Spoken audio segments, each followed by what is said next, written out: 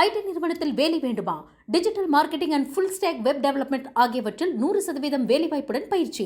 திரையில் தெரியும் எண்ணுக்கு தொடர்பு கொள்ளவும் அல்லது இணையதளத்தில் பதிவு செய்யவும். பொங்கல் பண்டிகைக்காக குடும்ப அட்டைதாரர்களுக்கு பச்சரிசி, சர்க்கரை, முழு கரும்பு கொண்ட பரிசு தொகுப்பு அறிவிப்பு. 238.92 கோடி ரூபாய் நிதியை ஒதுக்கீடு செய்து தமிழக அரசு அரசாணை.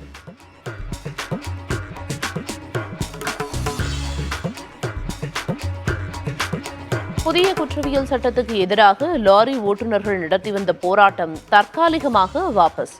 10 ஆண்டுகள் தண்டனை விதிக்கும் சட்டப்பிரிவு தற்போதைக்கு அமல்படுத்தப்படாது என மத்திய அரசு உறுதியளித்ததாக தகவல்.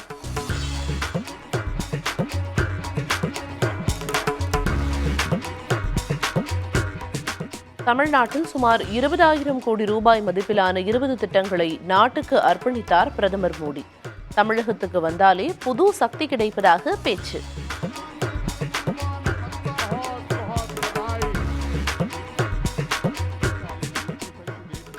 சென்னை மற்றும் தென் மாவட்டங்களின் பெருவெள்ள பாதிப்புகளுக்காக தமிழக அரசுக்கு நிதி வழங்க வேண்டும் என முதலமைச்சர் கோரிக்கை. மாநிலத்துக்காக கோரிக்கை வைப்பதும் மாநில உரிமையை நிலைநாட்டுவதும் அரசியல் முழக்கம் அல்ல என விளக்கம். அந்த மாவட்டங்களில் பொது உட்கட்டமைப்புகளை பொறுத்து சேதமடைந்திருக்கு. மக்கள் வாழ்வாதாரமும் மோசமா பாதிக்கப்பட்டிருக்கு. எனவே அவற்றை கடுமையான இயற்கை பேரிடர்கள் அறிவிச்சு தேசிய பேரிடர் நிவாரண நிதியிலிருந்து தமிழ்நாட்டுக்கு உரிய நிவாரண நிதியை வழங்க தமிழ்நாட்டு மக்கள் சார்பாக நான் மீண்டும் கேட்டுக்கொள்கிறேன். மாநிலத்துக்காக கோரிக்கை வைக்கிறதும் மாநில உரிமைகளை நிலைநாட்டுறதும் அங்கே வாழுற மக்களோட கோரிக்கைகள் தானே தவிர அவை அரசியல் முழக்கங்கள் அல்ல.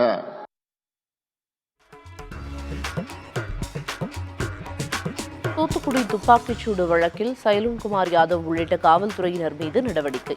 அருணா ஜெகதீசன் ஆணையத்தின் அறிக்கை மீதான நடவடிக்கைகள் குறித்து தமிழக அரசு விளக்கம்.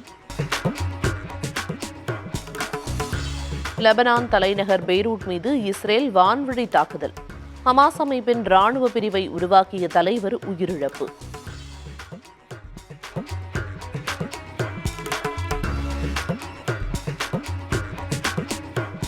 இந்தியாவுக்கு எதிரான மகளிர் ஒருநாள் கிரிக்கெட் தொடரை முழுமையாக கைப்பற்றியது ஆஸ்திரேலியா. 3வது போட்டியில் 190 ரன்கள் வித்தியாசத்தில் வெற்றி.